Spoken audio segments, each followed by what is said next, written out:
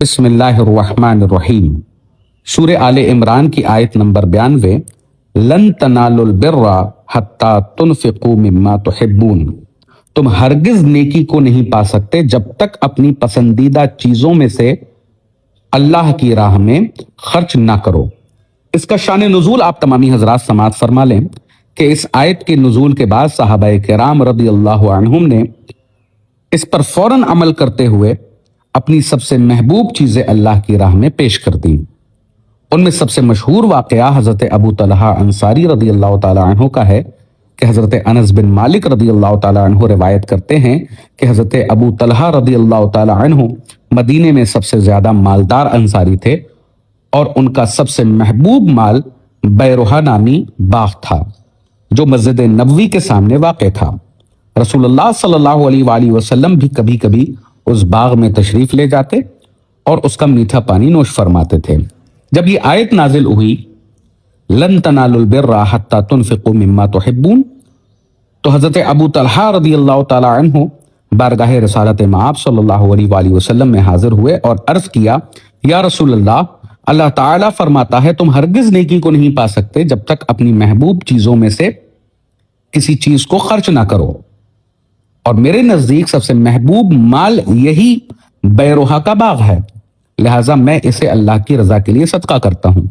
نبی کریم صلی اللہ علیہ وآلہ وسلم نے ارشاد فرمایا، بخن بخن ذالک مال ربیح، ذالک مال ربیح، واہ واہ، یہ تو بہت نفع والا مال ہے، یہ تو بہت نفع والا مال ہے۔ پھر آپ صلی اللہ علیہ وآلہ وسلم نے یہ فرمایا کہ بہتر ہے کہ اسے اپنے قریبی رشتہ داروں میں تقسیم کر دو، چنانچہ حضرت ابو طلحہ رضی اللہ تعالی عنہ نے اسے اپنے رشتہ داروں اور چچا زاد بھائیوں میں تقسیم کر دیا۔ اس کے مراجع صحیح بخاری کتاب الزکوٰۃ باب لن تنالوا البر حدیث نمبر 1461 2318، اور صحیح مسلم شریف میں کتاب الزکوٰۃ حدیث نمبر 998، تفسیر ابن کثیر تفسیر سورہ آل عمران آیت نمبر 92، تفسیر طبری تفسیر سورہ آل عمران آیت نمبر 92 میں آپ تمامی حضرات دیکھ سکتے ہیں۔ آیت لن تنالوا البر حتی تنفقوا مما تحبون کے نام پر شرعی مقدمہ پیش کرنا قرآن پر جرت ہے۔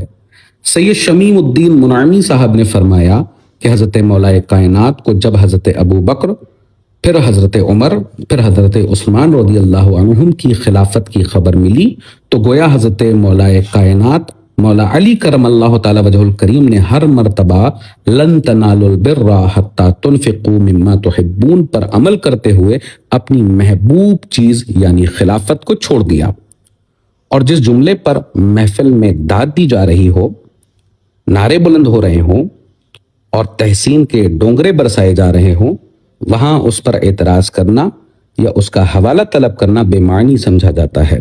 البتہ اتنا ضرور ہو سکتا ہے کہ سوال اٹھانے والے پر فوراً نازبیت کا فتویٰ چسپاں کر دیا جائے یا اسے سادات کا گستاخ قرار دیا جائے۔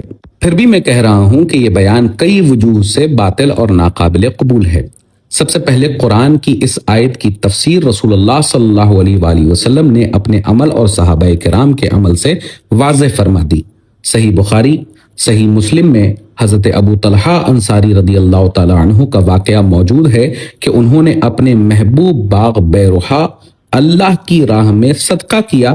کسی ایک صحیح حدیث، کسی ایک صحابی، کسی ایک تابعی، کسی ایک امام تفسیر سے یہ ثابت نہیں کہ اس آیت کا تعلق مولا کائنات مولا علی کرم اللہ تعالی وجہ الکریم کے مسئلہ خلافت سے ہے۔ دوسری بات یہ کہنا کہ حضرت مولا کائنات نے 3 مرتبہ خلافت چھوڑ دی، پہلے یہ ثابت کرنے کا محتاج ہے کہ خلافت تینوں مرتبہ انہی کا حق تھی۔ قرآن کی کون سی آیت، رسول اللہ صلی اللہ علیہ وآلہ وسلم کی کون سی صحیح حدیث، حضرت مولا کائنات کا کون سا صحیح قول یا کسی صحابی کا کون سا اجماع اس دعوے پر موجود ہے؟ اگر دلیل نہیں تو یہ صرف ایک مفروضہ ہے۔ تیسری بات، اہل سنت و جماعت کے نزدیک حضرت ابو بکر صدیق رضی اللہ تعالیٰ عنہ کی خلافت اجماع صحابہ سے قائم ہوئی، پھر حضرت عمر، پھر حضرت عثمان رضی اللہ تعالیٰ عنہما کی خلافت بھی اجماع اور شورا سے ثابت ہوئی۔ حضرت مولا کائنات نے تینوں کی بیعت کی اور قاضی، مشیر اور معاون رہے۔ اگر خلافت ان کا منصوص حق ہوتی تو اس حق کو چھپانا جائز نہ تھا۔ چوتھی بات، اس بیان کا لازمی نتیجہ یہ ہے کہ حضرت ابو بکر صدیق، حضرت عمر، حضرت عثمان رضی اللہ تعالی عنہم نے حضرت مولا کائنات کی محبوب چیز لے لی اور حضرت علی رضی اللہ تعالی عنہ خاموش رہے۔ یہی وہ مقدمہ ہے جس پر شیعہ نظریہ امامت قائم ہے۔ اہل سنت و جماعت اس مقدمے کو سرے سے تسلیم ہی نہیں کرتے۔ پانچویں بات، قرآن کی آیات کو پہلے سے گڑھے ہوئے تاریخی تصور پر منطبق کرنا تفسیر نہیں بلکہ اپنی رائے قرآن پر تھوپنا ہے۔ ائمہ تفسیر نے واضح فرمایا کہ قرآن کریم کی تفاسیر قرآن، حدیث، آثار صحابہ اور اقوال سلف سے ہوگی، نہ کہ خطیبانہ انداز سے۔ اہل سنت کا عقیدہ واضح ہے کہ چاروں خلفائے راشدین برحق ہیں۔ حضرت ابو بکر رضی اللہ تعالی عنہ پہلے برحق خلیفہ ہیں، پھر حضرت عمر، پھر حضرت عثمان، پھر حضرت علی رضی اللہ تعالی عنہ۔ اس ترتیب کو بدلنے یا اس پر شبہ ڈالنے والا ہر استدلال مردود ہے، خواہ وہ کتنا ہی جذباتی انداز میں پیش کیا جائے۔ اس مقام پر کی گئی گفتگو تفسیر بالرائے کے دائرے میں آتی ہوئی محسوس ہوتی ہے اور اس سے ایسا مفہوم لازم آتا ہے کہ معاذ اللہ مولا علی شیر خدا کرم اللہ تعالی وجہ الکریم کو خلافت کی طلب یا خواہش تھی۔ مجھ فقیر کے نزدیک یہ مفہوم نہ صرف محل نظر ہے بلکہ اہل سنت و جماعت کے مسلمہ عقائد و اکابر اہل سنت کے منہج کے بھی خلاف معلوم ہوتا ہے۔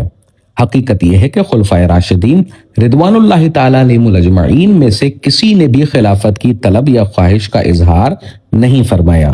جب طلب و خواہش ہی ثابت نہیں تو پھر یہ کہنا کہ اسے قربان کر دیا کس معنی میں درست ہوگا؟ خصوصاً جب آیت کریمہ لن تنالوا البر حتی تنفقوا مما تحبون کو اس مفہوم پر منطبق کیا جائے تو بظاہر یہی لازم آتا ہے کہ سیدنا مولا علی کرم اللہ تعالی وجہ الکریم کو خلافت محبوب اور مطلوب تھی، پھر آپ نے اسے دوسروں کے لیے چھوڑ دیا۔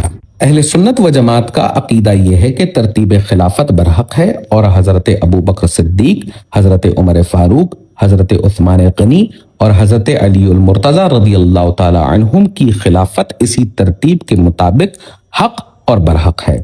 یہ تصور کہ خلافت دراصل علی المرتضی کرم اللہ تعالی وجہ الکریم کا حق تھی اور آپ نے وہ حق خلفائے ثلاثہ کے حق میں قربان کر دیا، اہل سنت کے عقائد سے مطابقت نہیں رکھتا، بلکہ اس سے حضرت مولا کائنات رضی اللہ تعالی عنہ کو خلیفہ بلا فصل ماننے کا مفہوم پیدا ہوتا ہے جو کہ اہل سنت کے موقف کے خلاف ہے۔ لہٰذا مما تحبون سے یہ مفہوم اخذ کرنا کہ گویا حضرت مولا کائنات کرم اللہ تعالی وجہ الکریم خلافت کے طالب یا خواہش مند تھے، محض ایک علمی نقطہ کہہ کر نظر انداز نہیں کیا جا سکتا۔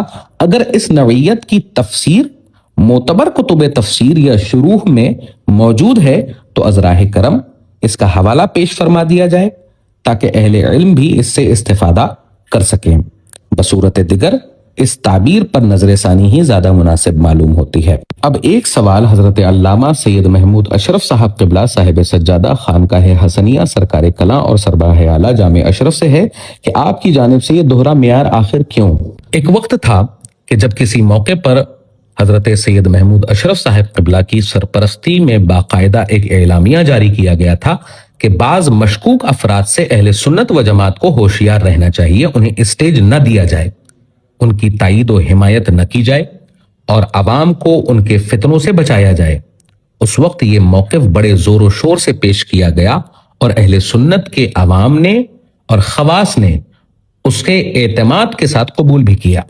لیکن آج حیرت اور افسوس کی بات یہ ہے کہ وہی مشکوک افراد نہ صرف اسٹیج پر باعزت جگہ پا رہے ہیں بلکہ آپ کے بغلگیر ہیں، ان کی پذیرائی بھی ہو رہی ہے اور انہیں عوام کے سامنے قابل قبول شخصیات کے طور پر پیش بھی کیا جا رہا ہے۔ یہ طرز عمل عام اہل سنت کے لیے شدید تشویش کا باعث ہے۔ سادہ اللہ عوام آخر کس بات پر اعتماد کرے؟ پہلے والے اعلامیے کو درست مانے یا آج کے عملی رویے کو؟ جب ایک ہی مسئلے پر مختلف اوقات میں بالکل متضاد رویے اختیار کیے جائیں تو عوام کے ذہنوں میں سوالات پیدا ہونا فطری بات ہے۔ اہل علم اور ذمہ داران ملت کی ذمہ داری ہے کہ وہ اس معاملے پر کھل کر وضاحت کریں تاکہ عوام شکوک و شبہات کا شکار نہ ہو۔ دین کے معاملات میں اصول، دیانت اور یکساں معیار سب سے زیادہ اہم ہوتے ہیں۔ اگر فیصلے شخصیات، مصلحتوں یا وقتی حالات کے تابع ہو جائیں تو اعتماد مجروح ہوتا ہے اور انتشار جنم لیتا ہے۔ ہماری گزارش صرف اتنی ہے کہ اگر پہلے موقف حق پر مبنی تھا تو آج اس سے انحراف کی وجہ واضح کی جائے۔ اگر حالات یا حقائق بدل گئے ہیں تو بھی دلیل کے ساتھ امت کے سامنے رکھے جائیں۔ شفافیت اور اصول پسندی ہی اہل سنت کے اعتماد کو برقرار رکھ سکتی ہے۔